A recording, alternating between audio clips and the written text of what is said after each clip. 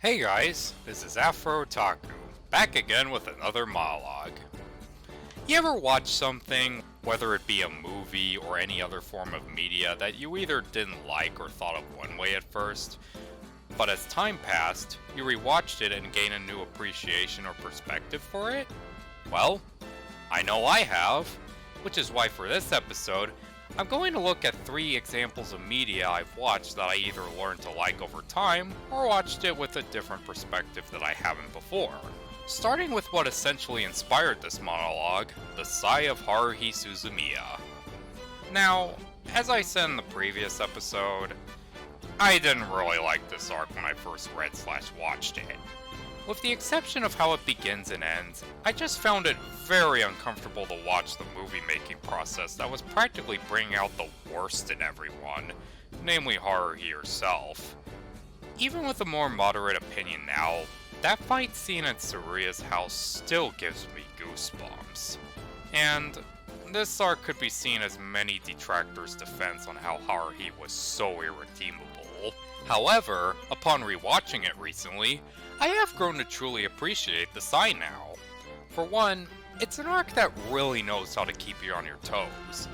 The idea of the SOS Brigade making a movie and Haruhi's narrative becoming a literal reality in the process does make for some good tension that may have been lacking in the series until that point.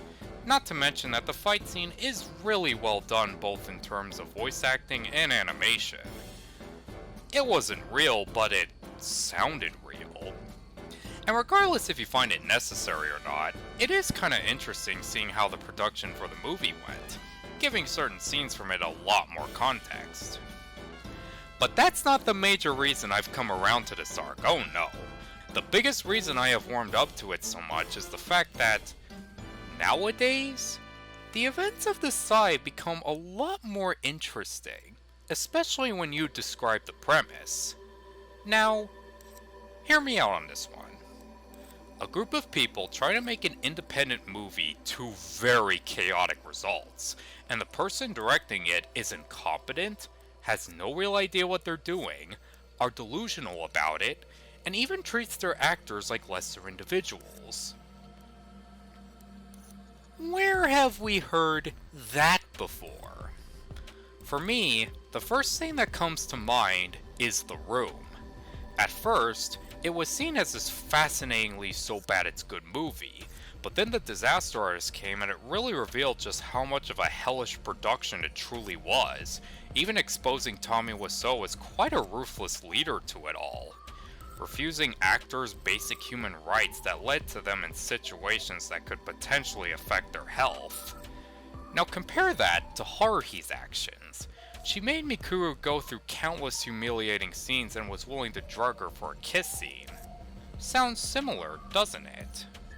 There's also the film in question, The Adventures of Mikuru Asahina.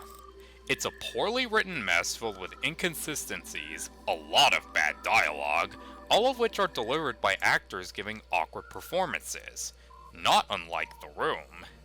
In fact, it led me to make this parallel. The SOS Brigade's movie can represent the hilariously bad final product of The Room, while The Sigh can represent the behind-the-scenes madness of the disaster artist. Or, another good example, the Channel Awesome movies. That infamous Google Doc exposed those anniversary films as some of the most troublesome, convoluted, and poorly handled productions for any independent film, if not the most. And it exposed the Walker brothers as filmmakers that were no better than some of the most hated names in the industry, as they, just like Haruhi, treated their cast and crew like utter crap. You heard the stories. Tying someone upside down and holding them till they pass out and hoping Gatorade would quench them. Forcing some cast members to sleep in a hot attic and film in a desert with no water to drink. And forcing Lindsay and Linkara to film an implied rape scene. And just made one minor change to it, not really making either of them happy. Yeah, what Haruhi did to Mikuru doesn't seem too bad now, does it? Hell, I think the walkers broke even more rules of filmmaking than Haruhi could ever dream of doing. Then again, there are still a few parallels between the Brigade's production and the walkers' production. Shooting at sites illegally, forcing actors to do scenes they were uncomfortable with. I even recall a moment where Haruhi refused Kyon's wishes of having a bottle of water. Now, while it's true that the production of The Room does predate the Haruhi franchise, along with other similar productions like the Super Mario Bros. Film, however, the Disaster Artist didn't get published till after the Haruhi franchise was at its prime. Not to mention that Season 2 did predate all three Nostalgia Critic films, so there's that. So yeah, I hated this arc as a teen, but now I think it has aged like some of the finest of wines. What was originally a more serious turning point for the story of Haruhi became this fascinating commentary on incompetent filmmaking. So while we're on the subject of Kyoto Animation, how about we look at one of their other works, Being a Silent Voice? I'll admit, when I first heard the film from a friend, I was both intrigued and cautious about it. You see, like Shoko, I wasn't the most well-liked kid growing up. I had my fair share of friends, but there were also my fair share of enemies. Due to my condition, I did have a tendency of acting socially awkward, from weird quirks to having a pretty sensitive and wimpy demeanor, to even some embarrassing decisions, all of which gave me unwanted attention. From kindergarten to around 7th grade, it didn't matter which school I attended. There were always those kids that would wind me up and bring me down no matter what I did, and the way I reacted only made things worse. It's probably not as bad as I remember it being, but I do recall a time where I got into a serious fight with an older kid, so take that for what it's worth. So saying that, you can understand how I connected with Shoko. Just seeing her get tormented and bullied at the start just for being deaf, especially towards Shoya, did make the opening scenes really hard to watch, as someone who has dealt with his fair share of bullying. That said, while I watched the film as a former victim, I also tried looking back at it from another point of view. One where I wasn't so innocent. I'll admit, there were times as a kid where I may have acted similar to Shoya. There were some people in my life that I did kind of reject at first, didn't really view as friends then, and treated them in ways that I regret now, before growing to accept and cherish their friendships. It reminds me of one church service I attended. Just bear with me here. The pastor told the story of Jonah, and even after doing what God told him to do, he still wished vengeance on the Ninevites, which he compared the story to himself. While he said he had people be mean and vengeful towards him, there were also times where he was mean and vengeful towards others. He tries to be like Jesus, but there were plenty of times where he acted like a Jonah. And I think that's a good way of looking at a silent voice. For all the times where I acted like Shoko and was treated as such, there were also times where I acted like a Shoya.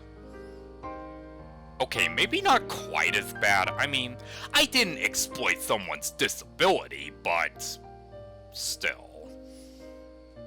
I didn't always have the best conscience growing up. There were even times from this past decade where my conscience would crap out, say if stress or anger got the better of me, and when I didn't act that way, I would witness my friends act that way.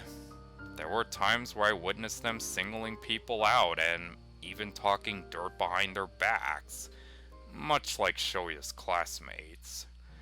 There were even cases where their attitude rubbed off on me, and some of my regretful actions were a result of their negative influence. leading me to feel the same guilt Shoya might have felt throughout the film. But I guess that's what makes a silent voice work so much.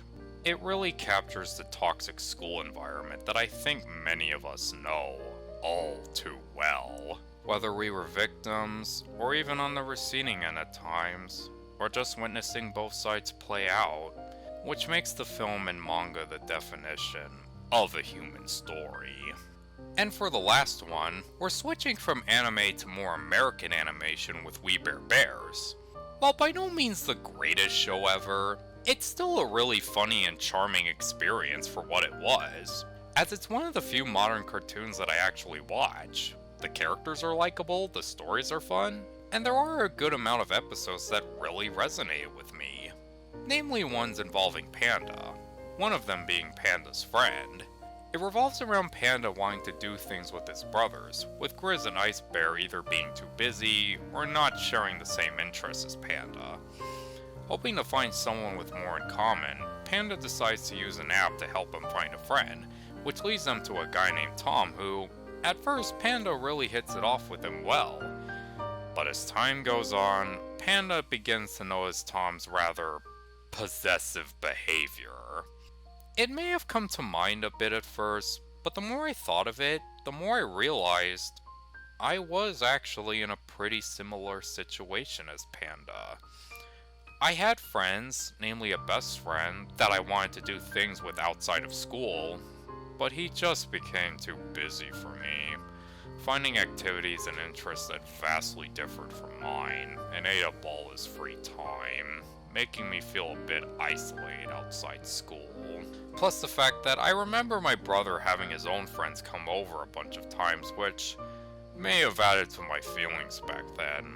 For some reason or another, I felt the desire to have someone who had similar interests and plenty of time to hang out with, and out of desperation, I reached out to the first person that got back to me. I won't say any names, but there was this one guy who went to my school and was rather unpopular there, who became an acquaintance I would get together from time to time. We initially shared the same interests, like anime and certain internet videos and YouTubers, plus I had someone to play my new Nintendo Wii with at the time. I also learned that he dealt with similar struggles or annoyances that I could empathize with, very much like Panda was with Tom. And not to say too much, but Tom's design did vaguely remind me of the guy in question. But going back into the episode, I think of the montage with Panda and Tom doing stuff together and having a lot in common, and how much it reminded me of a time where I did enjoy that guy being around. So, where did it all go wrong? Where Tom's case was that he began to act very possessive and creepy around Panda. The thing with my ex-friend was much more complicated than that. The friend, while we initially shared the same interests like anime and such, the titles I was getting into were ones that he wasn't really fond of himself, and he made it known in a pretty blunt and opinionated way. I won't pretend I was innocent or handled it better myself, because I really didn't. But it did feel like this led to a lot of friction between us.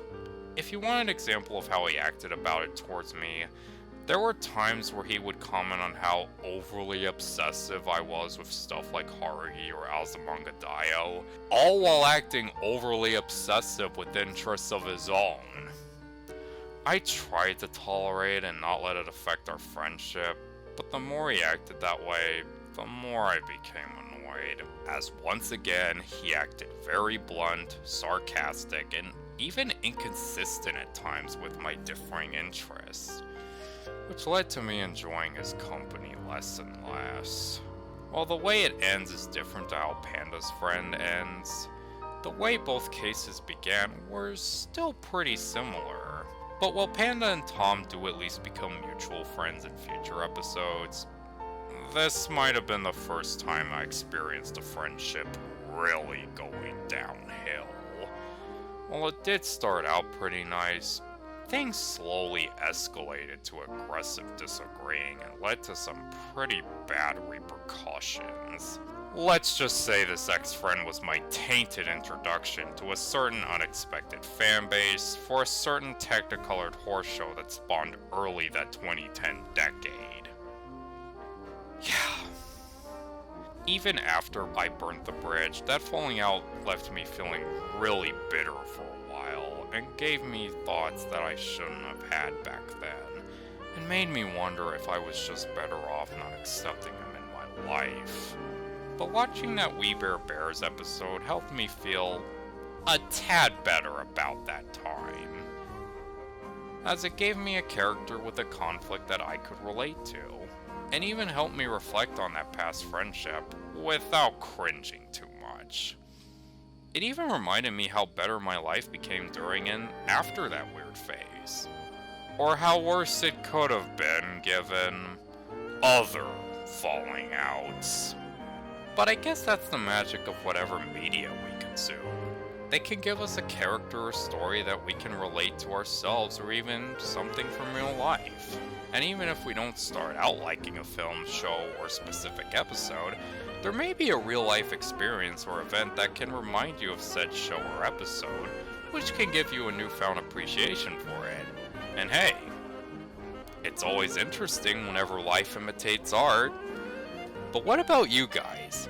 Has there ever been a specific show or movie or episode that you felt one way at first, but learned to appreciate or even relate to it? Be sure to share in the comments below if you're willing to and give me support in the process. And also like and subscribe because I make videos when I have the time. This is Afro Otaku, and I'll catch you all later. Bye!